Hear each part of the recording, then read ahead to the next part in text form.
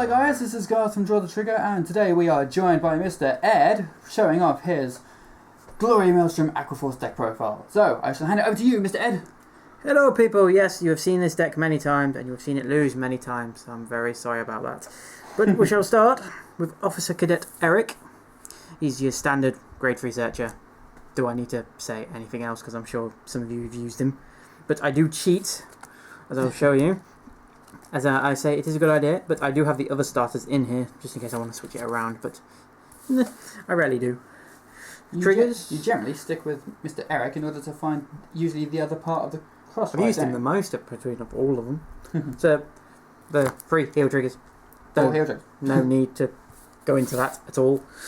Stand triggers, as this is an Aquaforce deck, of course. Do we run... Slide them over it. 5. I do run 5. I'm experimenting with triggers in this deck at the minute because I'm not entirely sure about full stands, and especially with Glory Maelstrom, he doesn't really need stands. He doesn't really need that 4th attack. So I'm still experimenting, because I always experiment with my triggers, as everyone knows. You do experiment a hell of a lot with your things. 4 draws. Now I know that's very, very weird, but you need draws in this deck because then nothing else can draw cards. So you very, very need draw triggers in an Aquaforce deck. Most people I know who run Aquaforce have the draw triggers in them. I don't know if Tom does, I know Ashley does. And finally, 3 crits, just to troll with people's minds. It's a good psychological thing. Recommended by Garth over there. 2 different ones, just to confuse opponents who don't know you, which is always a good strategy if you go into a tournament playing against unknown people. Mix up your triggers. Right, so grade 1s. So, vanilla 8s. Good boosters. Nothing else is needed. Good boosters, preferred right target. Yeah. 4 perfect guards, because I run 4 in every single deck I use. Which makes me weird, because I know some people use 3, but I've never really had trouble. It's very rare I have to ride it, and even if I do, I still have 3 left. So it's fine. So we have 2 Eugenes, or Eugenes, I always say Eugene, but I know I'm saying it wrong. Just mainly as the extra early pressure, but there's only 2 because he is rubbish middle game and late game, so he just becomes a booster then. And then we have 2 Battle Siren Dorotheas because they're amazing in behind the Vanguard Circle, especially against the 10k booster. 10k is it 3rd attack? Of the 3rd attack. So if you have a full field, like you should do in most decks, you will do it, which makes it very, very, very, very useful. And you get it in the trial deck, which makes it even a lot better. And then 2 Tin Knight Cyprus, as they say in the anime, but Cyprus, if you're English. The vanilla normal Iron Tail Dragon clone, Counterblast 1, extra 1000. Yeah. That's just there to help you make some magic numbers, I think. Which I did today when I used it to get some Maelstrom on the rearguard to do 21, which is very nice. Oh, so grade 2s, 4 vanillas. If you're doing the switcheroo with Basil, you need to have him just to help.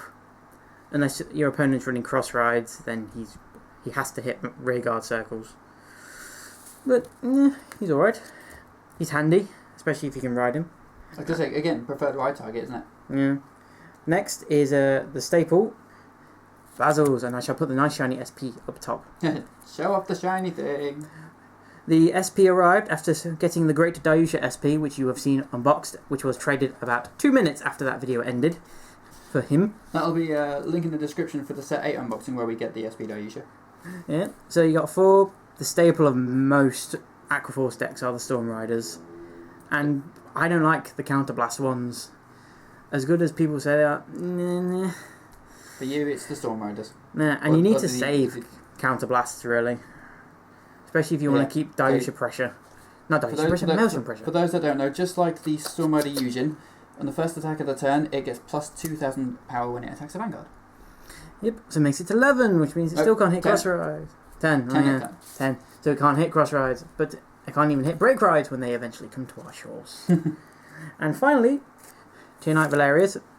1, because she's got a pressure, because at 4th attack, she can retire a unit if she hits. Is that when it hits a Vanguard? When it hits a Vanguard. It has to hit a Vanguard. So that is pressure, and the card looks amazing as well. So let's just put that up there, nice and shiny. There we go. Yep. Yes, this is a very nerdy game, and we need those girls just to keep us going because we don't have girlfriends. Right, so grade 3. So we have 2 Diamantes. I'm probably saying that wrong. If I am, I'm sorry. No, I think that's right. I've heard everyone else say it that way. It's okay. It's not as bad as my other words for it. So this one at least hits the 11k vanguards. Hits 11. First turn of the first attack of the turn. So ironically, he's a single art, even though he can be better than Basil. So he hits 11 vanguard. So no cross rides. So Goddess of the Sun, as we've just practiced. Nope. But he's 11, so he can at least hit Ashura Kaisers. He can hit normal Amaterasus quite comfortably, and he forces guards, which is always important. Right, so let's get to the nice, good, shiny grade 3s. We have the Maelstrom, part 1. I run 3 because I was considering doing 4 and 4, but I think it clogged up the deck quite a bit and didn't really give me a lot of options. Also, you needed to make room for old Mr. Diamantes over there, didn't you? Yeah, I've been interested in Diamantes, and I was going to use him, and he's actually working quite well at the minute. So he might stay. Explain the effect. Alright, the effect of the Troll of Maelstrom Part 1.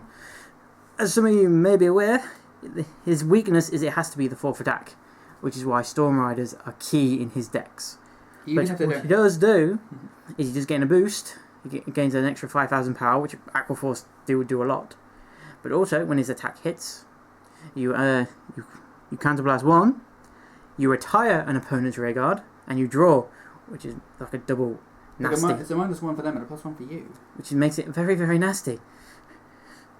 Which makes his cross ride seem just as good, but you don't get the extra card. So here he is, the cross ride. Glory Maelstrom. So the advantage of Glory Maelstrom is that you don't have to have certain attack turns. You can do it straight off the bat. But why is he trolling? Well, you can't use perfect guards against him when you have 5 or more damage. Yeah. 5 or more. 5 or more, that's his weakness, as many of the cross rides, except for Goddess of the Sun, thank you God. He needs to have 5 damage, and as I've noticed when people play against me, the people who definitely know me well, they will hit your rear guard constantly if you're on 4. Which is why I don't have any on me, but I do recommend self-damages, if anyone wants to experiment, just to get you to 5, because people do target rear guard attacks, which is not nice. But you still... The extra 13,000 is always handy if he's worked for you, because Aquaforce do not have a white Haravina bar, sadly. But I'm sure one might turn up. So the effect was it Limit Break 5. Counterblast 1 when this unit attacks. But he gets an extra 5,000, and you can't call grade 1s or greater. Is it grade 1 or greater? I am from the hand to the Guardian Circle. So which it drains opponents' grade 0s, which they've been stockpiling for late game. It is a reverse Tom. It's a reverse Tom. Reverse Tom. A trolley Tom. We should just call them the troll sets. Right. Now then, at this point, which I can now cut from because of reasons, you can choose to kind of give an example of like how you like your field to be set.